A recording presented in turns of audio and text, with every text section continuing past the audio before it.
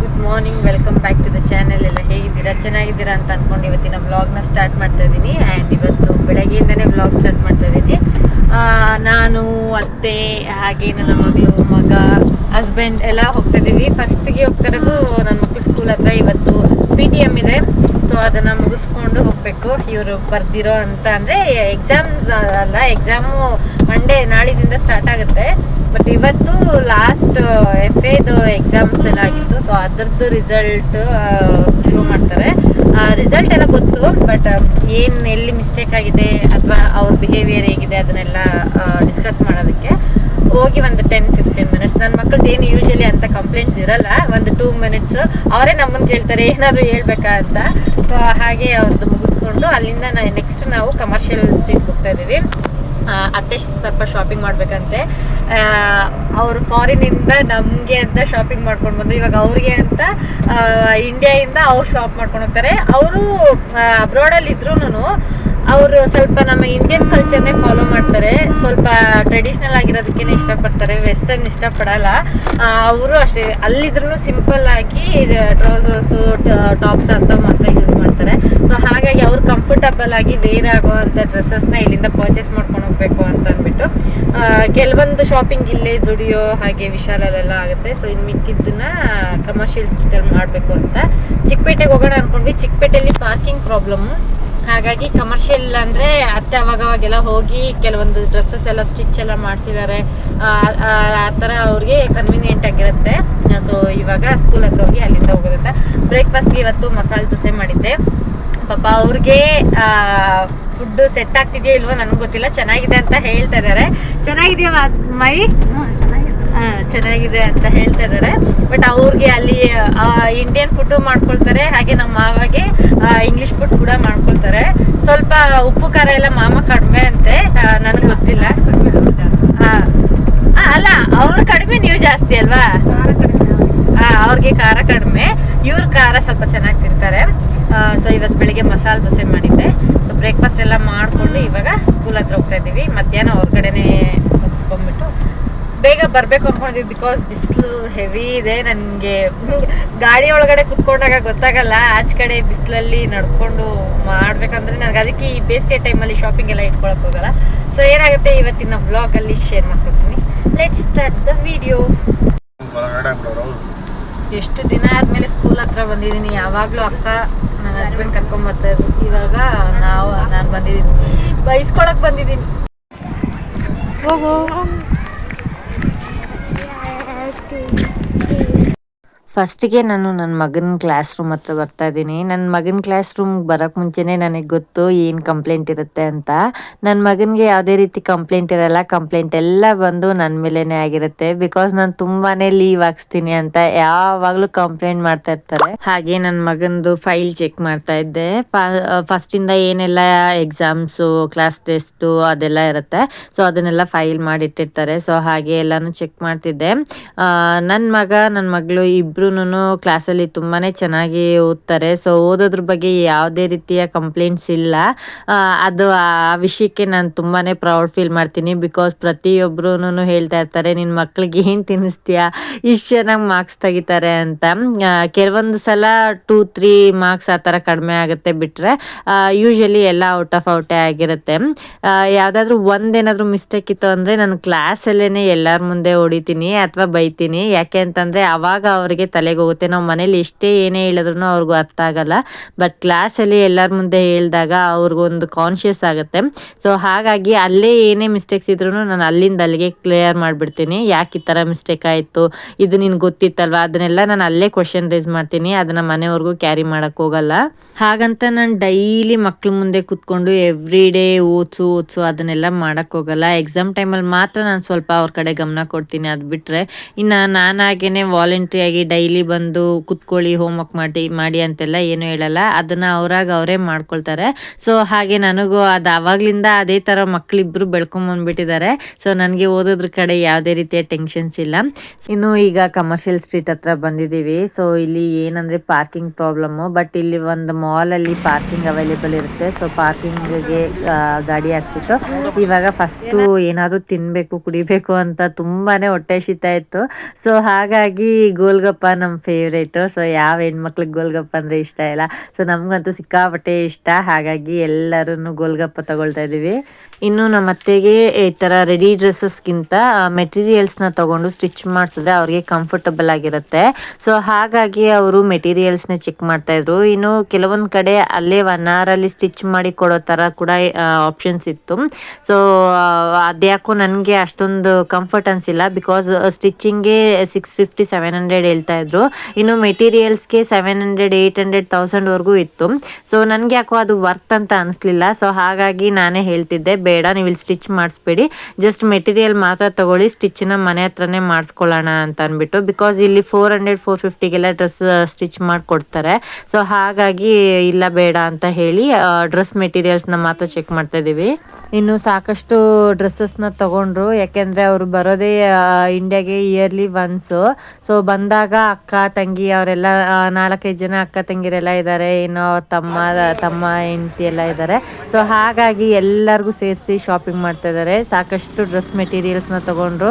ಹಾಗೆ ಮಧ್ಯಾಹ್ನ ಆಗಿತ್ತು, ಅವ್ರಿಗೂ ಪಾಪ ತುಂಬ ಅಂದರೆ ತುಂಬ ಹೊಟ್ಟೆ ಎಷ್ಟ್ಬಿಟ್ಟಿತ್ತು, ನಮಗೂ ಸಿಕ್ಕಾಪಟ್ಟೆ ಹೊಟ್ಟೆ ಎಷ್ಟ್ಬಿಟ್ಟಿತ್ತು. ಸೊ ಹಾಗಾಗಿ ವಲೀಮಾ ಬಿರಿಯಾನಿ ಕಮರ್ಷಿಯಲ್ ಸ್ಟ್ರೀಟಲ್ಲಿ ಫೇಮಸ್ಸು. ಸೊ ಹಾಗಾಗಿ ನನ್ನ ಹಸ್ಬೆಂಡ್ಗೆ ತುಂಬ ಇಷ್ಟ ಅಲ್ಲಿ, ಹಾಗೆ ಕರ್ಕೊಂಡೋದ್ರು. ಸೊ ನಾವು ಬಿರಿಯಾನಿ ತೊಗೊಂಡ್ವಿ. ಇನ್ನು ಈ ಬಿರಿಯಾನಿ ಮುಸ್ಲಿಮ್ಸ್ ಅವ್ರ ಮದುವೆಗಳಲ್ಲಿ ಕಂಪಲ್ಸರಿ ಇದ್ದೇ ಇರುತ್ತೆ. ತುಂಬ ಚೆನ್ನಾಗಿರುತ್ತೆ ವಲೀಮಾ ಬಿರಿಯಾನಿ. ಹಾಗೆ ನನಗೆ ಸಿಕ್ಕಾಪಟ್ಟೆ ಇಷ್ಟ, ನನ್ನ ಹಸ್ಬೆಂಡ್ಗೆ ತುಂಬಾ ಇಷ್ಟ. ಸೊ ಹಾಗೆ ಕಮರ್ಷಿಯಲ್ ಸ್ಟ್ರೀಟ್ಗೆ ಹೋದಾಗ ನನ್ನ ಹಸ್ಬೆಂಡ್ ಅಲ್ಲೇ ವಲೀಮಾದಲ್ಲೇ ಬಿರಿಯಾನಿ ತೊಗೊಳ್ಳೋದು. ಇನ್ನು ಸ್ವಲ್ಪ ನನಗೆ ಡೇಟ್ಸ್ ಬೇಕಿತ್ತು, ಹಾಗೆ ಆಗ್ರಾ ಪೇಟ ಬೇಕಿತ್ತು. ಸೊ ಅದೆರಡನ್ನೂ ತೊಗೊಂಡು ಮತ್ತೆ ಶಾಪಿಂಗ್ಗೆ ಅಂತ ಬಂದ್ವಿ. ಏನಾದರೂ ಕೆಲವೊಂದಷ್ಟು ಇತ್ತು ಅಂದರೆ ಪರ್ಚೇಸ್ ಮಾಡೋಣ ಅಂತ. ಇನ್ನು ಅಲ್ಲೆಲ್ಲ ಮುಗಿಸ್ಕೊಳ್ಳೋ ಅಷ್ಟೊತ್ತಿಗೆ ಸಾಕಾಗೋಗ್ಬಿಡ್ತು. ಬಿಸಿಲಂತೂ ವಿಪರೀತ ಅಂದರೆ ವಿಪರೀತ ಇತ್ತು. ಈ ಬಿಸಿಲಲ್ಲಿ ನನಗೆಲ್ಲೂ ಹೊರಗಡೆ ಹೋಗೋದಕ್ಕೆ ಇಷ್ಟ ಇರಲಿಲ್ಲ.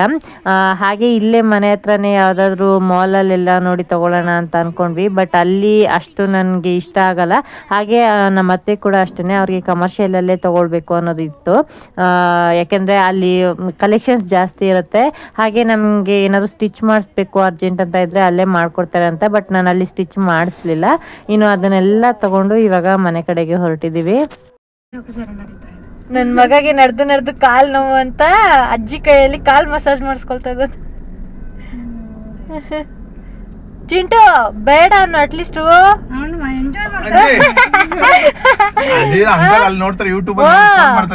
ನನ್ನ ಹೆಂಡತಿನ ಕಳ್ಸಿರೋದು ನಿನ್ ಕಾಲ್ ಮಸಾಜ್ ಮಾಡ್ಸಕ ಅಂತ ಅಂದ್ಬಿಟ್ಟು ಫೋನ್ ಮಾಡುತ್ತೆ. ಇವಾಗ ಶಾಪಿಂಗ್ ಎಲ್ಲ ಆಯ್ತು. ಒಂದು ಡ್ರೆಸ್ ಪೀಸಸ್ ಒಂದಷ್ಟು ತಗೊಂಡಿದ್ದಾರೆ, ಹಾಗೆ ಡ್ರೆಸ್ ಕೂಡ ಒಂದು ಸ್ವಲ್ಪ ತಗೊಂಡಿದ್ದಾರೆ.